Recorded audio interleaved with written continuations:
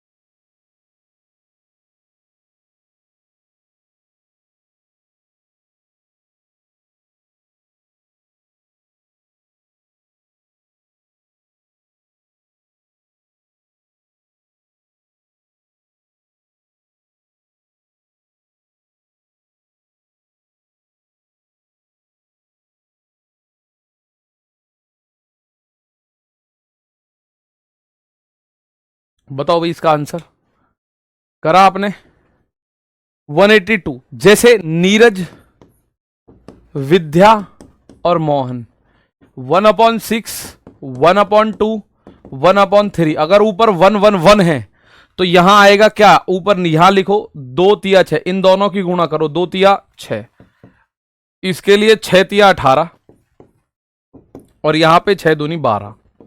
ये 6 से कट सकता है ना, आप बोलो 6 से कट सकता है सर जी, ये तो 6 से काटा, 6 एकम 6, 6 तिया 18, 6 दूनी 12। तीनों को जोड़ो, 1 और 3 4 और 2 6 बन रहा है टोटल, लेकिन 6 नहीं है, उनके बीच बांटे गए हैं 546। तो 6 का मान 546 है। कितना गुना है, तो आप बोलोगे सर 91 गुना है, या 1 का मान निकालना हो तो ऐसे निकालते हो 546 भाग 6, 6 निम्मा 54, 6 एकम 6, तो 1 का मान है 91। और पूछ किसका रहा है, मोहन को कितने सेब मिले। अगर मेरे प्यारे दोस्त 1 का मान 91 है तो इस 2 का मान क्या होगा, 2 का मान होगा 2 गुना 91 यानी 182। 91 दूनी 182 इसमें मान होगा, 91 दूनी 182 इसमें क्या होगा, मान होगा। अगर आपसे पूछता नीरज के पास तो 91 एकम 91, और अगर पूछे विद्या के पास तो 91 तिया, आपको 100 कुछ 200 कुछ जो भी है करना होगा। ठीक है ना, चलो क्लियर है बात।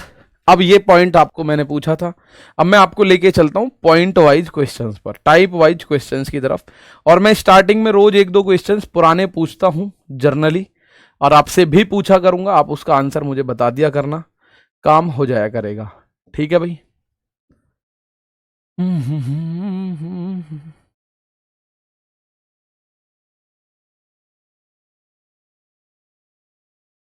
तो एक क्वेश्चन आता है आपके बीच, समानुपात के प्रश्न होते हैं, क्वेश्चन बेस्ड ऑन प्रोपोर्शन। इसमें हमारे पास 3 सवाल पूछेगा सबसे ज्यादा, इसमें हमसे 3 सवाल सबसे ज्यादा पूछेगा, एक मध्यानुपाती, तृतीयानुपाती, चतुर्थानुपाती। ठीक है ना, मध्यानुपाती, तृतीयानुपाती, चतुर्थानुपाती। तो मैं आप लोगों से बात करूं, सबसे पहला पॉइंट, अगर 2 संख्या हैं ए और बी, इनका मध्यानुपाती क्या होगा, यानी इंग्लिश में मैं बात करूं मीन प्रपोर्शन, मध्यानुपाती यानी इंग्लिश में मैं बात करूं तो ये क्या होगा, मीन प्रपोर्शन। तो ये मेरे दोस्त डायरेक्ट हमें पता होना चाहिए, अंडर रूट में इन दोनों की गुणा। कुछ बच्चों का कहना होगा सर एक बार ये भी बता दो ये आया कैसे है, ये भी बता दो कि आया कैसे है। ठीक है, तो मेरे दोस्त मीन प्रपोर्शन यानी मध्यानुपाती जब आप निकालोगे तो आपके सामने डायरेक्ट आंसर होगा, दोनों की गुणा करनी है आपस में, दोनों की गुणा करनी है आपस में, ए गुणा बी और अंडर रूट चढ़ा देना बस। मध्य अनुपाती, मैं माध्य की बात नहीं कर रहा हूं, कुछ बच्चे a+b/2 लिख रहे, वो माध्य होता है, यानी कि उसको आप लोग कह सकते हैं माध्य का मतलब औसत, लेकिन यहां है मध्य अनुपाती। जर्नली क्या होता है, 2 संख्याएं हैं a और b, इनके बीच का अनुपाती बताना है, तो इनके बीच का अनुपाती आप मान लो x, तो बीच में बीचों बीच x है, a और b का मध्य अनुपाती है x, ये बनता है जर्नली ऐसे, 2 मध्य अनुपाती है। ठीक है ना, तो अगर आप ये देखोगे a रेशियो x, मध्य अनुपाती x है भाई, x अपॉन में b, तो x की तिरछी गुणा करोगे x², और ab की तिरछी गुणा करोगे ab, तो मध्य अनुपाती जो हमने x माना था उस x का मान क्या होगा, ये जो 2 है पावर का इधर जाएगा, अंडर रूट में ab होगा, ये 2 जो है पावर का इधर जाएगा, अंडर रूट में ab होगा, तो x का मान होगा अंडर रूट में ab। ठीक है, x का मान क्या होगा, अंडर रूट में ab।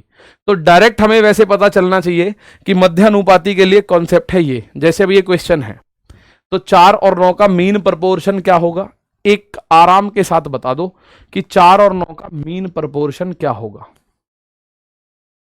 ठीक है, एक 4 और 9 का मीन प्रपोर्शन क्या होगा, इस बात को बताओ। ठीक है, 4 और 9 का मीन प्रपोर्शन, तो मैंने अभी बताया था, जैसे 2 संख्या अगर है a और b, उनका मैं अगर मीन प्रपोर्शन की बात करूं तो वो होता है दोनों संख्याओं की गुणा करके अंडर रूट में लिख देना, वो क्या होता है अंडर रूट में ab, यही तो होता है भाई अंडर रूट में ab।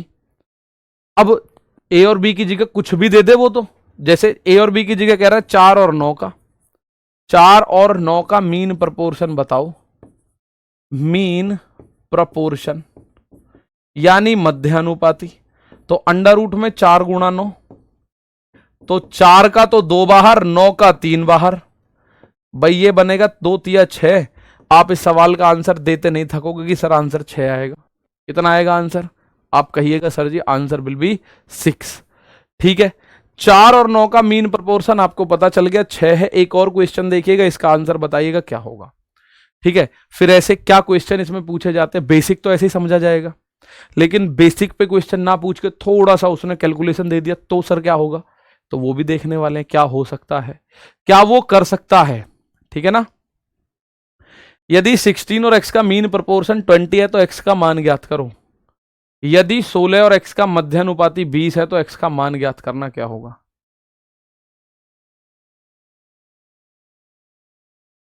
यार यदि 3 से 4 संख्या हो या प्लस करके रूट दिया हो तो 3-4 संख्याओं का मध्यानुपाती पूछेगा ही नहीं वो।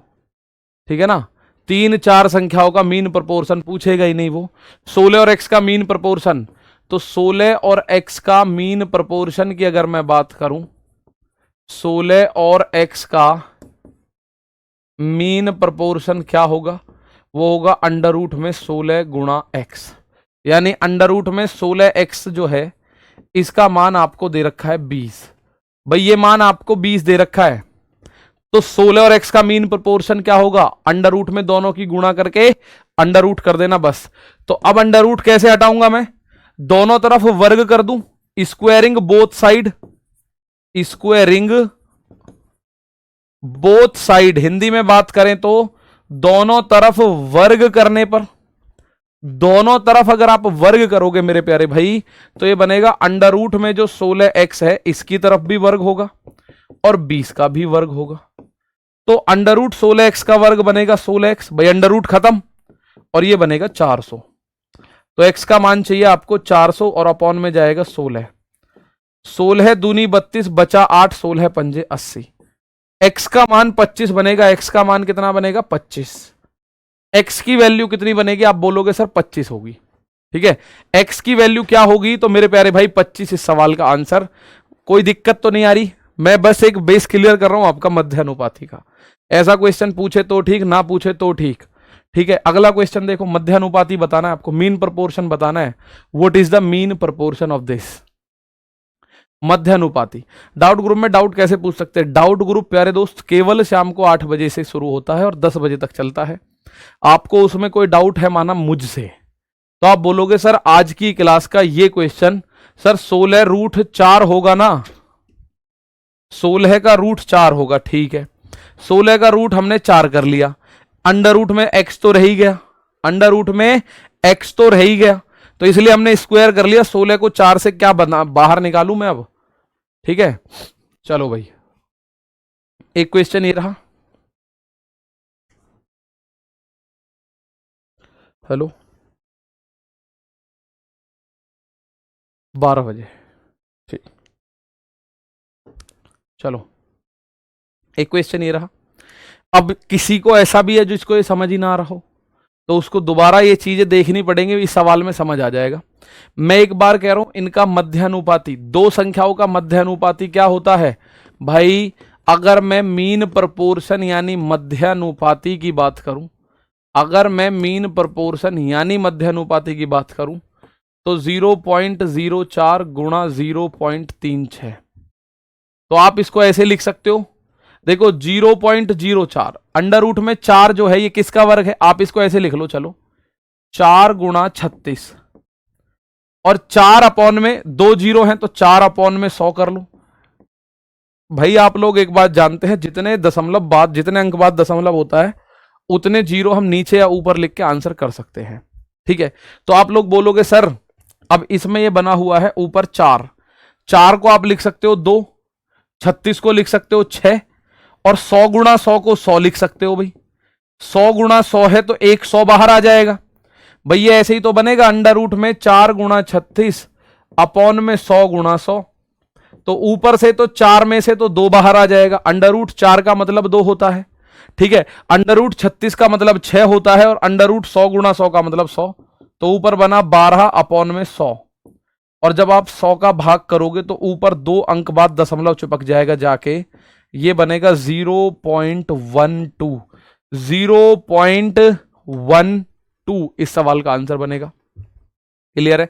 0.12। बहुत बढ़िया। टेलीग्राम पर टैग कैसे करना है? जैसे आपको मुझे टैग करना है तो आप @आकाश सर लिखेंगे, तब मेरे पास मैसेज आएगा। और आप मैथ का कोई भी क्वेश्चन पूछ रहे हो और आपने @आकाश सर नहीं लिखा तो वो मैसेज मुझ तक नहीं आएगा, फिर बीच में रटगट हो जाएगा कहीं। ठीक है? @आकाश सर आप करोगे तो आंसर इसका आप ऐसे ले पाओगे। ठीक है भाई, चलो आगे देखते हैं।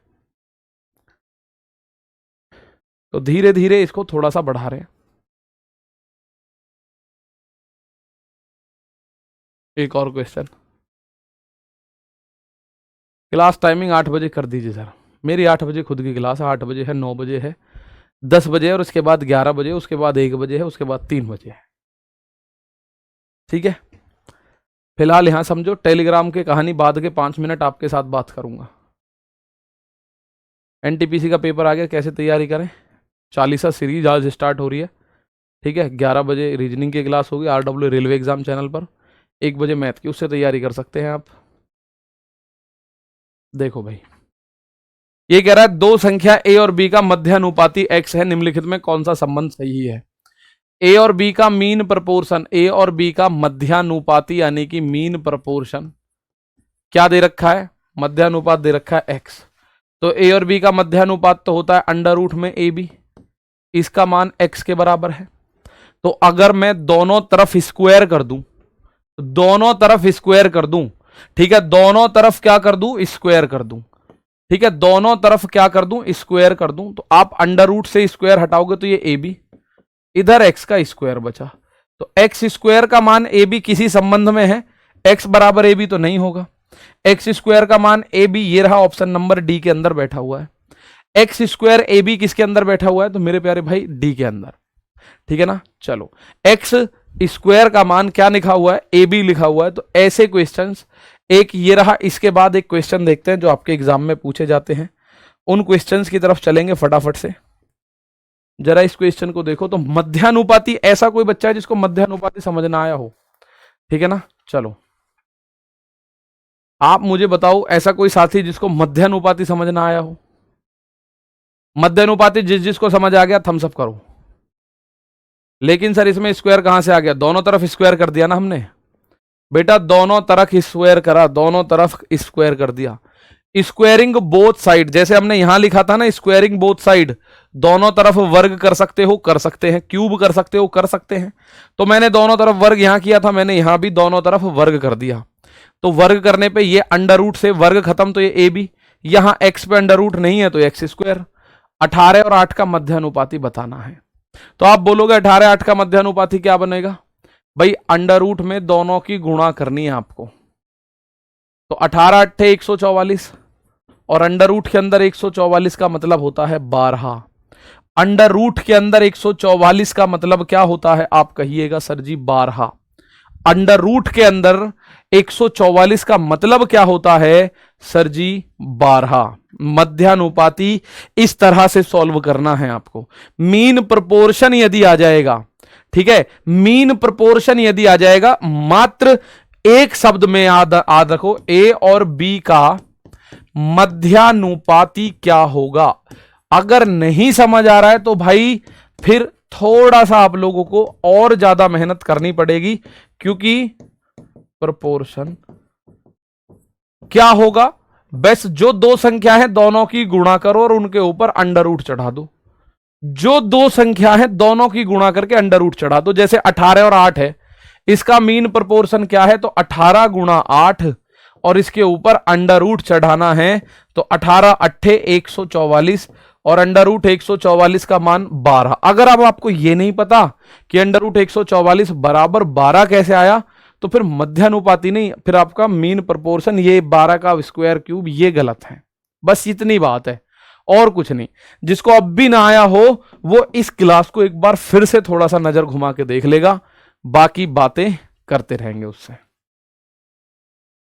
सर पिछले ऑप्शन क्वेश्चन में बी ऑप्शन भी हो सकता है? नहीं हो सकता, नहीं हो सकता भैया इसमें बी ऑप्शन। अब ये क्वेश्चन आया आपका आरआरबी एनटीपीसी के एग्जाम में। ठीक है भाई विक्रम, यहां देखो ये क्वेश्चन आया, बहुत शानदार। अब भी जिसको ना आया हो तो मैं कह सकता हूं आपको स्क्वायर की दिक्कत है भाई, आपको बेस की दिक्कत है थोड़ी सी, ठीक है, थोड़ी सी बेसिक दिक्कत है। तो उसके लिए बिल्कुल एक जीरो से पॉइंट्स हम शुरू करेंगे, बात खत्म। ठीक है, चलो देखो एक छोटा सा कॉन्सेप्ट होता है, कुछ बच्चों के कमेंट देखता हूँ सर हम नोट्स बनाएं ना बनाएं, मुझे नहीं पता आप नोट्स बनाएं या ना बनाएं, ठीक है, ये बात आप लोग अच्छे से जानते हैं। सिलेक्शन के लिए आप अगर कोई चीज अपने की अलावा किसी और पे डालने की कोशिश करोगे तो भाई अपने आप को ही दूर करोगे, अपने आप को ही दूर करोगे, और कुछ नहीं करना। अगर आप फर्स्ट टाइम कोई बैच पढ़ रहे हो तो नोट्स आपको अपने हाथ से बनाने चाहिए, अपनी कॉपी में खुद लिखना चाहिए। और अगर आप ये है कि नहीं मैंने पहले भी एक दो बैच ले रखे हैं तो फिर नोट्स की कोई जरूरत नहीं है, आपके पुराने नोट्स काम करेंगे, अब तो प्रैक्टिस कर लो जितनी कर सको।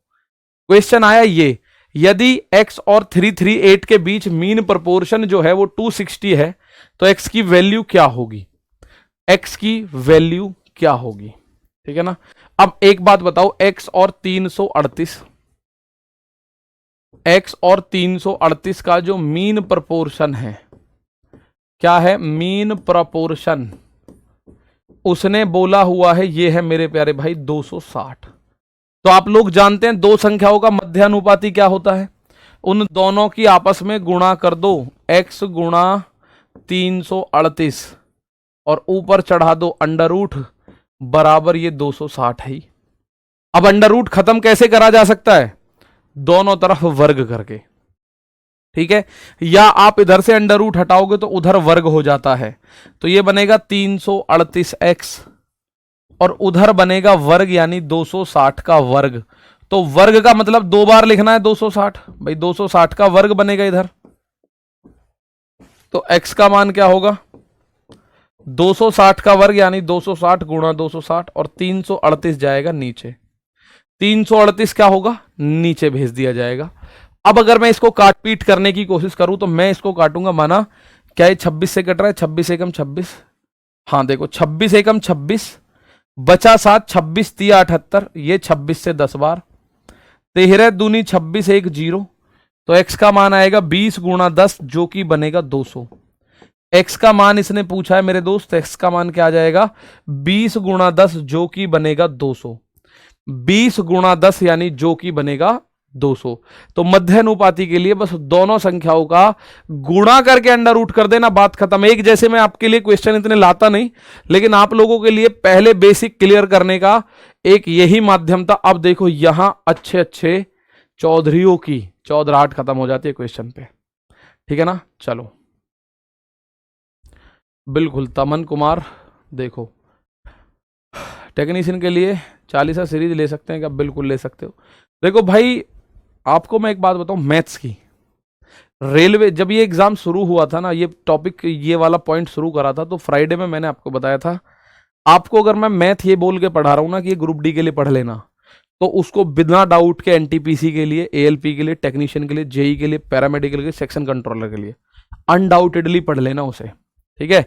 और अगर मैं कह रहा हूं ये एनटीपीसी की क्लासेस हैं तो वो एनटीपीसी की नहीं है, रेलवे के किसी भी एग्जाम की क्लासेस हैं, ठीक है ना। चलिएगा देखो अब कह रहे 10 कहां से आया, मेरे प्यारे भाई ये गलती बस मध्यानुपाती की नहीं, आपके काटपीट की, आपकी कैलकुलेशन की एरर है थोड़ी सी, उस पे हमें काम करना होगा। ये तो मुझे दिख रहा है, मैंने 26 से काटा, 26 से 260 10 बार कटा, 26 से 338 13 बार और 13 से 260 20 बार, तो 20 गुणा 10 200 इस सवाल का आंसर।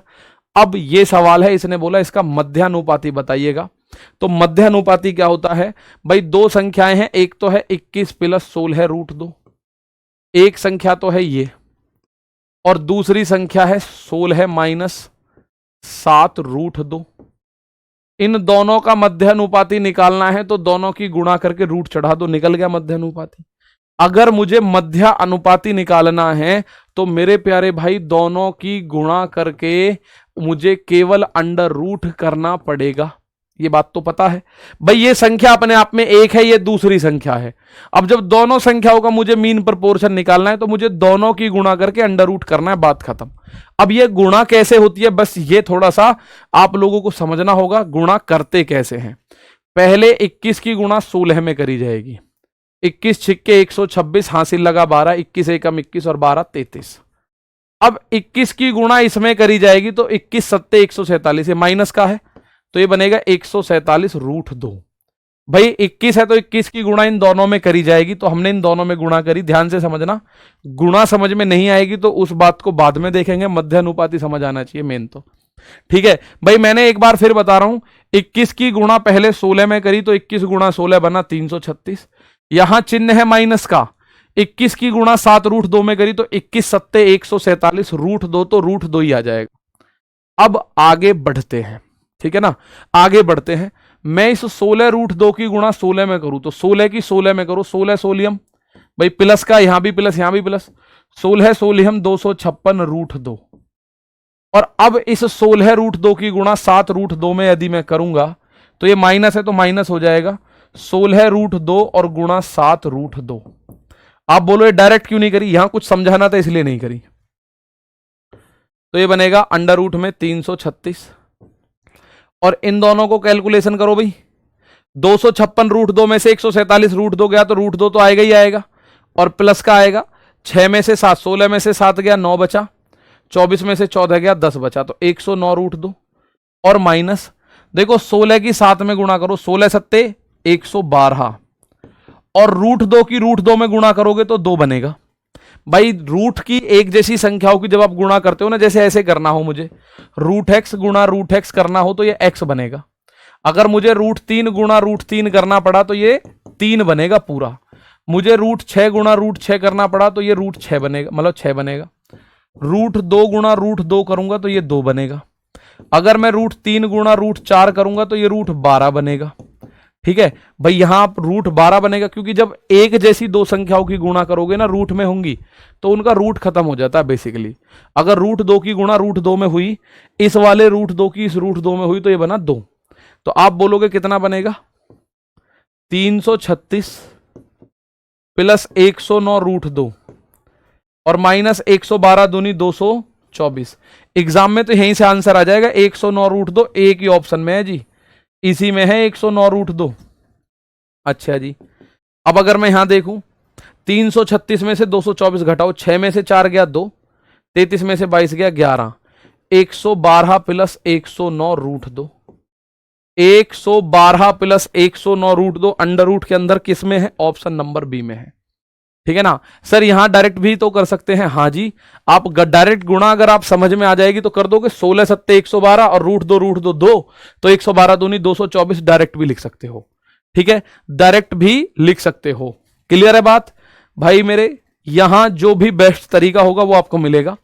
जैसे कुछ बच्चे थोड़ा सा कैलकुलेशन बड़ी होते ही उनको लगता है कुछ शॉर्ट में बता दो, कोई ऐसी पुड़िया चाहिएगी जो कि डायरेक्ट आंसर आए। तो मेरे दोस्त पहले क्वेश्चन पढ़ लिया करो, ये मध्य अनुपाती का क्वेश्चन है, ये भी मध्य अनुपाती का क्वेश्चन था, ये भी मध्य अनुपाती क्या होता है, कॉन्सेप्ट है दोनों की गुणा कर दो अंडर रूट में। 18 8 144, आपने कह दिया 12 1.5 सेकंड में, लेकिन यहां संख्या थी 18 और 8, संख्या इजी थी।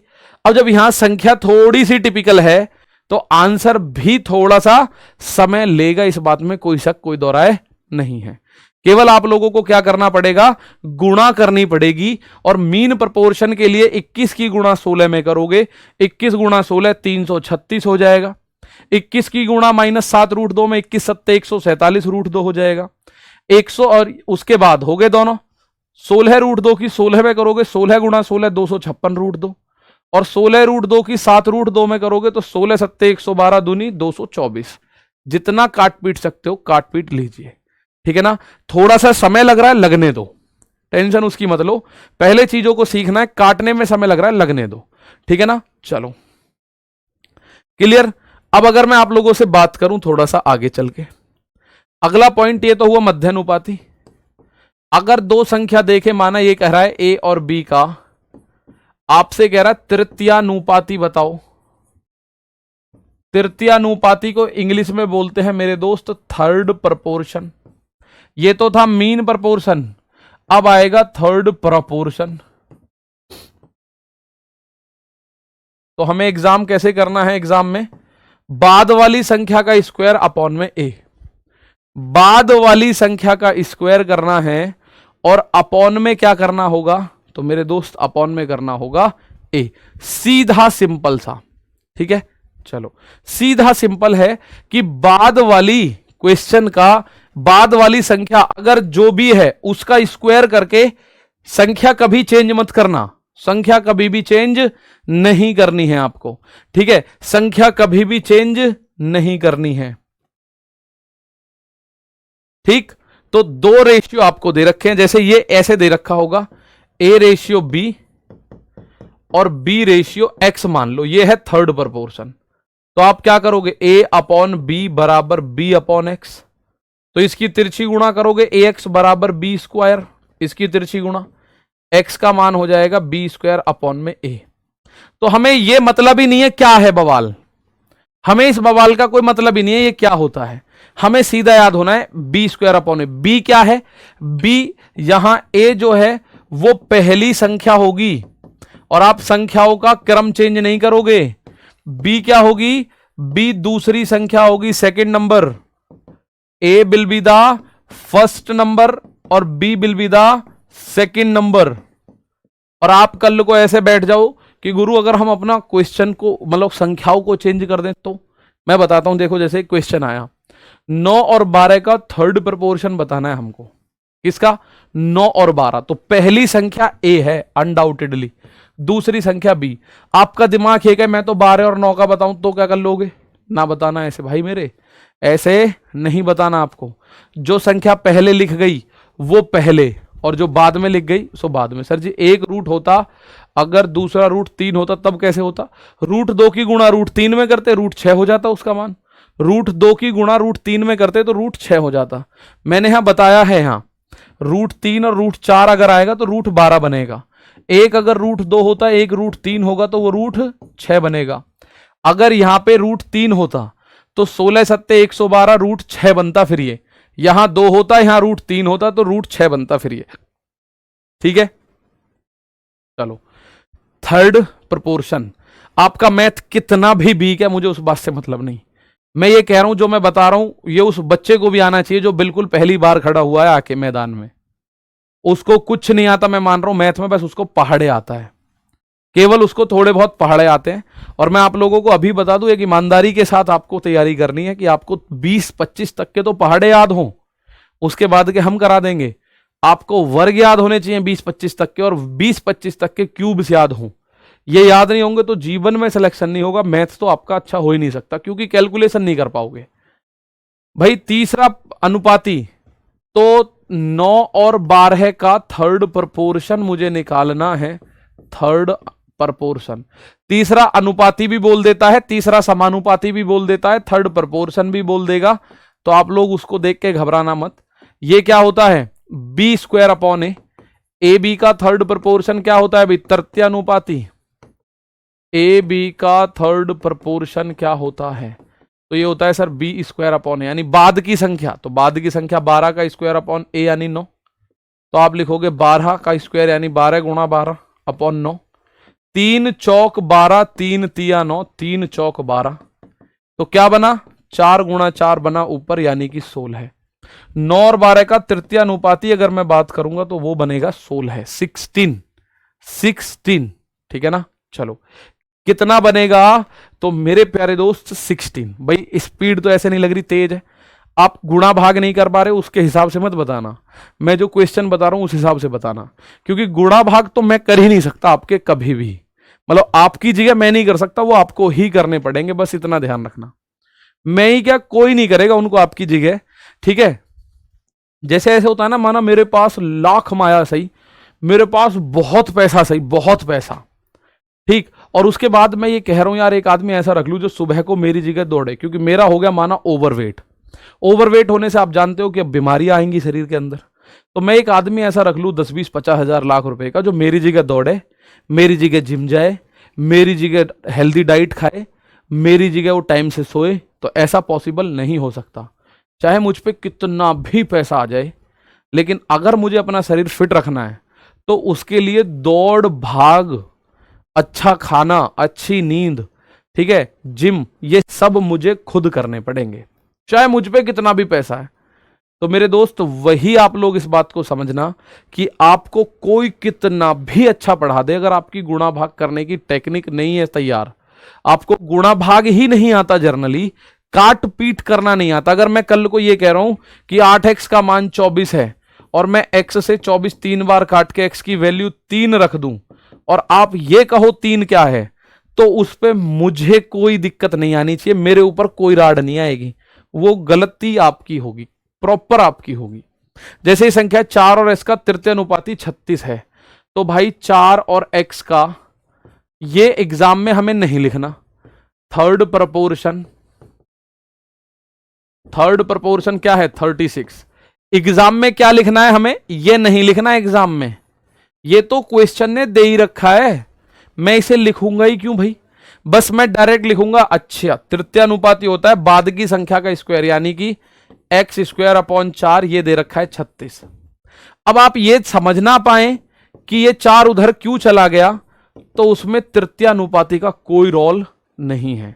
ठीक है भाई, तो x का मान निकालना है, इधर x स्क्वायर है तो इधर जाके स्क्वायर हटेगा तो इधर अंडर रूट जाएगा, और 36 का मतलब होगा 6 और 4 का मतलब 2, तो x का मान होगा 2 छींक के 12 भाई, 6 दूनी 12, value of x will be 12, value of x क्या होगी 12 होगी, वैल्यू ऑफ x क्या होगी तो मेरे दोस्त 12 होगी।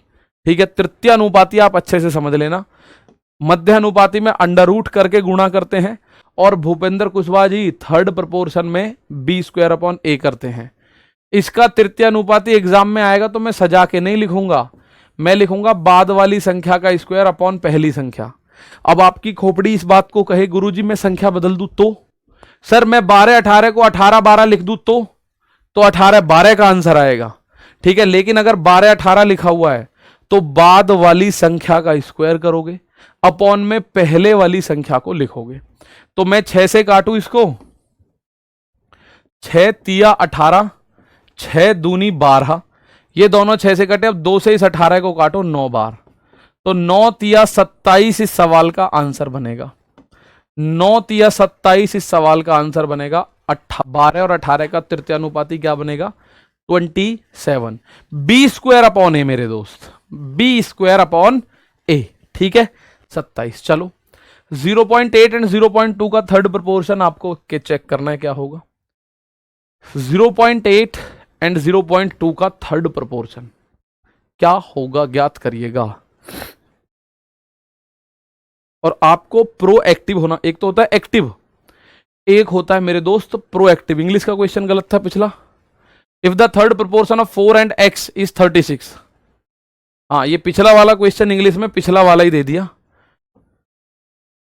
लास्ट ऑप्शन को लास्ट ऑप्शन की तरह उन्होंने रख दिया है पाइटिस साहब ने।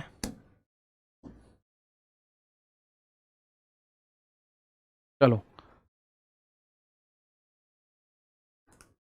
ठीक है, 0.8 और 0.2 का थर्ड प्रोपोर्शन, तो बाद की संख्या का होल स्क्वायर अपॉन पहली संख्या। और अगर मैं यहां देखना शुरू करूं तो ऊपर इस वाली और इस वाली संख्या, कोई सी एक संख्या के साथ कंपैरिजन करूं, तो आप एक बात बोलोगे सर यहां से भी दशमलव हटा दो, यहां से भी हटा दो, तो 2 से 4 2 से 8 4 बार कटा, तो 0.2 अपॉन में 4। 4 का भाग इसमें करोगे तो 0 में ना जाने की 0 दशमलव, इस 2 में ना जाने की भी 0। अब 2 को क्या कर लो 20 कर लो, कोई दिक्कत थोड़ी है, 4 पंजे 20। अगर 0.2 में 4 का भाग करोगे 0.05 इज द आंसर। 0.05 आपको इस सवाल में आंसर देखने को मिलेगा। कितना मिलेगा 0.05। क्लियर है बात भाई, गुणा भाग आपको करनी पड़ेंगी खुद से। बस यहां देखो दो संख्या ए और बी के लिए थर्ड प्रोपोर्शन सी किस प्रकार से व्यक्त किया जा सकता है। दो संख्या आपको दे रखी है मेरे दोस्त ए और बी के लिए, थर्ड प्रोपोर्शन है सी, इसको आप किस तरह से व्यक्त कर सकते हैं जरा आंसर बताओ। ठीक है, ए होगा, डेसिमल में मिस्टेक हो जाती है, डेसिमल मैं आपको पढ़ाऊंगा और बहुत शानदार पढ़ाऊंगा, टेंशन मत लो। डेसिमल यानी कि जो ये है दशमलव, इसको हम लोग सर 0.2 दो बार क्यों लिखा भाई, 2 बार इसलिए लिखा क्योंकि थर्ड प्रोपोर्शन का जो फॉर्मूला है वो है बी स्क्वायर अपॉन ए, तो 0.2 जो है बाद की संख्या उसका स्क्वायर लिखोगे। एक बच्चे ने ऐसा क्वेश्चन पूछा जैसे ए और बी का तृतीय अनुपाती सी है, ए और बी का थर्ड प्रपोर्शन जो दे रखा है, थर्ड प्रपोर्शन जो दे रखा है वो इस सवाल में दे रखा है सी, और जबकि मुझे पता है ए और बी का थर्ड प्रपोर्शन होता है बी स्क्वायर अपॉन ए, इसका मान सी दे रखा है, बी स्क्वायर अपॉन ए, ठीक है, इसका मान दे रखा है सी, तो सी बराबर बी स्क्वायर अपॉन ए, ये रहा ना इस वाले ऑप्शन में, लिखा तो हुआ है सारी कहानी भाई। इसको हम ऐसे भी तो लिख सकते हैं, सी बराबर बी स्क्वायर अपॉन ए, सी बराबर बी स्क्वायर अपॉन ए, इसको आप ऐसे लिख सकते हो। इसी को आप ऐसे भी लिख सकते थे कि बी स्क्वायर अपॉन ए बराबर सी है, तो आप लिख सकते थे बी स्क्वायर बराबर ए सी, या बी का मान अंडर रूट ए सी भी लिखा हो सकता है एग्जाम के ऑप्शंस में, ठीक है, तो ये भी लिखा हुआ हो सकता है, जो भी हो वो देख लेना। यहां पे मुझे ये दिखा तो मैंने इसी को आंसर करा, ठीक है, चलो बहुत बढ़िया। तो इस क्वेश्चन का आंसर आपने किया। एक क्वेश्चन देखो जो 2025 में आपको देखने को मिल रहा है, 9 और 57 का थर्ड प्रोपोर्शन एक्स है, तो एक्स का मान बताओ। देखो मैं आपको अभी बता रहा हूं, एक बच्चे का कमेंट आने शुरू हो चुके हैं कि सर जी ये मतलब कि कब से, सर जी 9 से क्यों काटा 18 को, मैंने 9 से कहां काट दिया 18, 2 से काटा 18 9 बार। एक बच्चा पूछ रहा है सर रेशियो प्रोपोर्शन का टॉपिक कब खत्म हो जाएगा। जिस दिन आपको ऐसा लगे कि एग्जाम, ये आप सर क्लास में खड़े होके कहानी सुनाना शुरू कर चुके हैं या शायरी सुनाते हैं, या सर आप इधर उधर की बातें ज्यादा कर रहे होते हैं, उस दिन आप अगर ऐसी बात पूछोगे तो मुझे भी खुशी होगी कि आप लोग एकदम मतलब सीरियस है। लेकिन आप लोग अभी देखेंगे 4-5 क्लास हुई है, मैंने आपको ना कोई स्टोरी सुनाई होगी, ना कोई शायरी, ना कोई मोटिवेशन, कुछ नहीं, मैं आपको केवल प्योर कंटेंट देने के ऊपर काम करूंगा, और बीच बीच में जो जरूरत की चीजें होंगी वो तो होंगी ही। 9 और 57 का थर्ड प्रोपोर्शन एक्स है, तो एक्स का मान होगा बी स्क्वायर अपॉन ए, यानी 57 का तो स्क्वायर कर दो, अपॉन में ए यानी कि 9, 9 और 57 है ना, इनका थर्ड प्रोपोर्शन जो होगा वो होगा बी स्क्वायर अपॉन ए के आधार पर, यानी कि 57 का स्क्वायर अपॉन ए, 3 से 3 बार, 3 से 19 बार, और 3 से ये भी 19 बार, 19 गुणा 19 361, 19 गुणा 19 361 इस सवाल का आंसर हो जाएगा, 19 गुणा 19 इसका आंसर 361 हो जाएगा प्रॉपरली, ठीक है। चलो अब यहां एक पॉइंट और समझ लो, अगर आप लोगों को 3 संख्या दे रखी है ए बी सी, तो इनका पूछेगा आपसे चतुर्थानुपात, ये 3 अनुपात पूछता है भाई, चतुर्थानुपात बोल दो, या चतुर्थ अनुपात बोल दो, या चतुर्थ समानुपात बोल दो, या फोर्थ प्रोपोर्शन बोल दो, एक ही बात है भाई। फोर्थ प्रोपोर्शन बोल दो तो ये होता है बाद की दोनों संख्याओं की गुणा अपॉन में पहली संख्या, बाद की दोनों संख्याओं की गुणा अपॉन में पहली संख्या। सर 45 वाले का 0.5 आएगा, एक सेकंड मेरे दोस्त टेंशन मत लो, ये 4 बार, 4 से इसे काटोगे, 4 एकम 4, 4 का भाग 2 में करोगे पहले, ना जाने की 0, 4 पंजे 20, तो 0.05 आएगा, ये जिसका आंसर आ रहा है गलत है, ठीक है। तो अगर आप लोगों को 3 संख्याएं दे रखी हैं, ठीक है, तो आप लोग इस बात को समझिएगा कि उसका आंसर क्या होगा। तो प्यारे साथी उसका आंसर फोर्थ प्रोपोर्शन वो पूछेगा। फोर्थ प्रोपोर्शन का मतलब दूसरी संख्या और तीसरी संख्या की गुणा करके भाग पहली संख्या। ए जी सर 57 2 बार क्यों लिख दिया, क्योंकि बी स्क्वायर अपॉन ए होता है इसलिए लिख दिया मेरे भाई, दोबारा देखनी पड़ेगी बहुत सारे बच्चों को क्लास अनडाउटेडली, और एक बार में ही समझ आ जाएगा, वैसे तो बहुत सीधा सा है। तो बाद की 2 संख्याओं की गुणा करके पहली संख्या का भाग दे दो, ये हो जाता है आपका फोर्थ प्रोपोर्शन, ठीक है ना, फोर्थ प्रोपोर्शन। तो ये सवाल है 3 4 9 का चतुर्थ अनुपाती क्या होगा। तो मेरे प्यारे दोस्त 3 4 9 का जो चतुर्थ अनुपाती है वो होगा बी गुणा सी अपॉन में ए, यानी बाद की 2 संख्या ये रही 4 गुणा 9 अपॉन में ए का मान 3, 3 से ये 3 बार, 3 चौक 12 इस सवाल का आंसर, 3 से ये 3 बार, 3 चौक 12 इस सवाल का आंसर हो जाएगा, ठीक है। तो ये चतुर्थ अनुपात है, फोर्थ प्रोपोर्शन है, ठीक। तो ये आज के लिए इतना ही है, एक क्वेश्चन दे रहा हूं, इसको होमवर्क में मुझे आंसर बताइएगा क्या होगा, ठीक है। फोर्थ प्रोपोर्शन के बारे में यहां से आपको क्वेश्चन की जानकारी मिलेगी, आप यहां से इसका आंसर। ठीक है भाई, तो आज के लिए इतना ही है, बाकी मुलाकात करेंगे कल। तब तक के लिए प्यारे साथी एक बार इस क्वेश्चंस को रिवाइज कर लेना। मैं नहीं कह रहा वीडियो देखनी है, आप इन पीडीएफ के माध्यम से इन क्वेश्चंस को रिवाइज कर लेना ताकि आपको अच्छे से चीजें समझ आ जाएं। एक बार यही क्वेश्चंस, मैं ही नहीं कह रहा नए क्वेश्चन, इन्हीं क्वेश्चन को 5-5, 6-6 बार रिवाइज करो, फिर देखो नए क्वेश्चन करोगे हो जाएगा। ठीक है भाई, आज के लिए इतना ही, मिलेंगे कल। तब तक के लिए दोस्तों नमस्कार, थैंक यू, जय हिंद, जय भारत।